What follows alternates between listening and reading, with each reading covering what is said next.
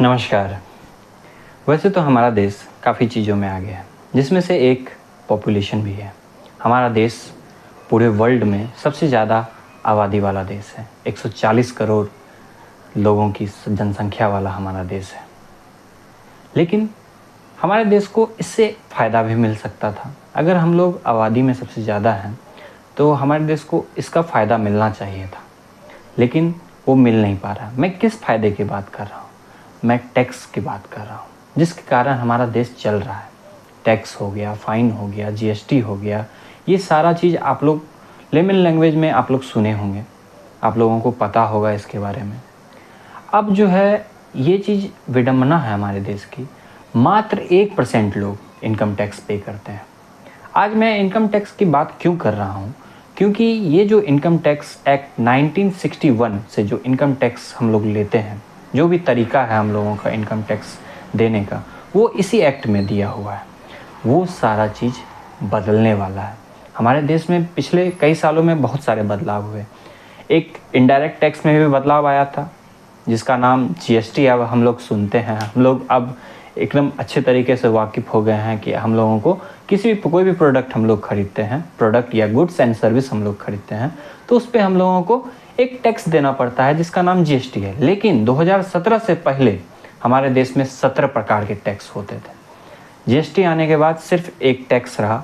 One nation one tax की बात करते हुए ये चीज़ आया था, जिसको एक सिंप्लीफाइड वर्जन में बोला गया था कि ये एक सिंपल है। अभी उसके बारे में, जीएसटी के बारे में हम लोग बात नहीं करते हैं, उसके बारे में किसी और वीडियो में हम लोग बात करेंगे। लेकिन हम लोग यहाँ पे बात करने आए हैं जो इनकम टैक्स में बदलाव होने वाला है। इनकम टैक्स को रिप्लेस करके अब हमारे देश में 1 अप्रैल 2025 से डायरेक्ट टैक्स कोड 2025 लॉन्च होने वाला है, जिसके तहत पहले जैसे इनकम टैक्स हम लोग देते थे तो 3 कैटेगरी के लोगों में डिवाइडेड था टैक्स। एक नॉर्मल एंड ऑर्डिनरी रेसिडेंट, एक नॉन रेसिडेंट और एक normal but not ordinary resident. लेकिन अब क्या होगा?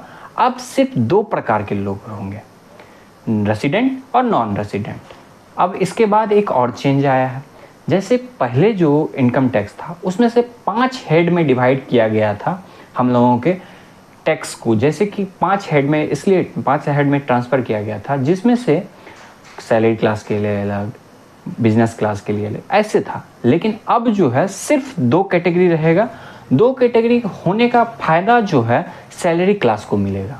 सैलरी क्लास को जो बहुत सारा टैक्स देना पड़ता था। सैलरी क्लास को लगता था कि हम बिजनेस इससे अच्छा कर लें, हम लोगों को टैक्स इतना पे करना पड़ रहा है, हम लोग जितना भी। लेकिन अब जो है सैलरी क्लास को रिलैक्सेशन मिलेगा। लेकिन इसके साथ साथ ही एक और चीज़, जो अच्छा बोलिए या ख़राब बोलिए, जो एग्जम्पशंस वगैरह मिलते थे हम लोगों को कोई भी एलआईसी वगैरह पे या किसी चीज़ पे, तो वो हो सकता है, हो क्या सकता है, वो होगा ही।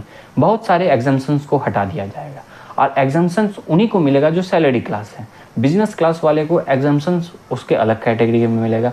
अभी तो नॉर्मल ड्राफ्ट वगैरह आया है। अब इसका ड्राफ्ट पहले कब आया था? सबसे पहले जो डायरेक्ट टैक्स कोड है उसका ड्राफ्ट सबसे पहले 2009 में आया था।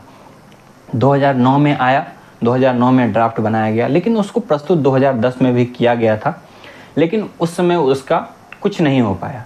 लेकिन अब उसको थोड़ा सा तब्दीली करके उसको हम लोग ला रहे हैं, हमारे सरकार उसको ला रही है, डायरेक्ट टैक्स कोड 2025। इससे क्या होगा? अब इसके आने के बाद बहुत सारा टैक्स जो बहुत सारा लोगों को इनकम टैक्स समझ में ही नहीं आती थी कि कैसे पे किया जाता है।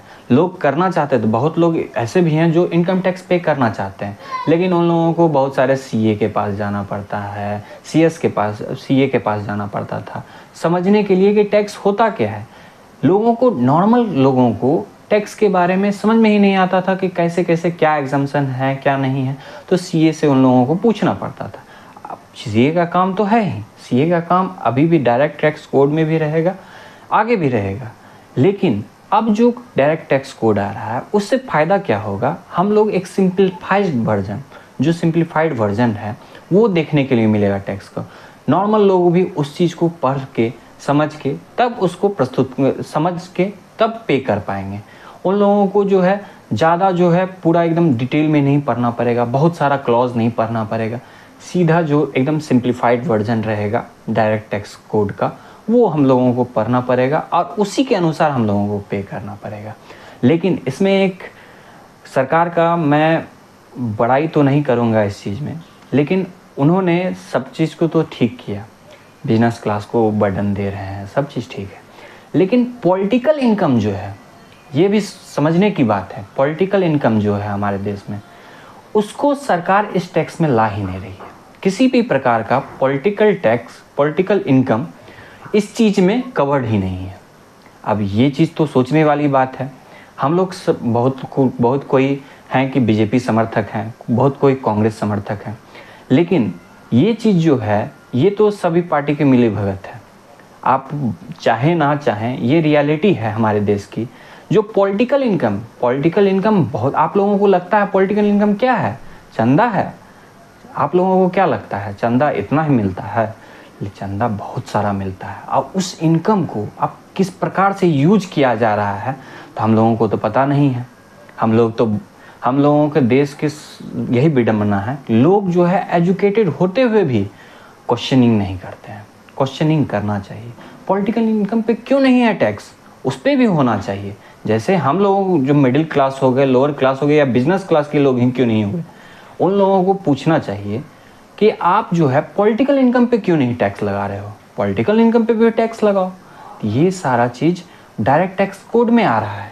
डायरेक्ट टैक्स कोड में ये चीज़ लाया जा रहा है, तो इस समय अभी लाने के ही प्रोसेस में है। अगर अभी हम लोग सब कोई मिल के आवाज़ उठाएं, हम अभी तक जो भी हम लोग पढ़े हैं, संविधान सबसे बड़ा होता है और संविधान को बनाने वाला कौन है?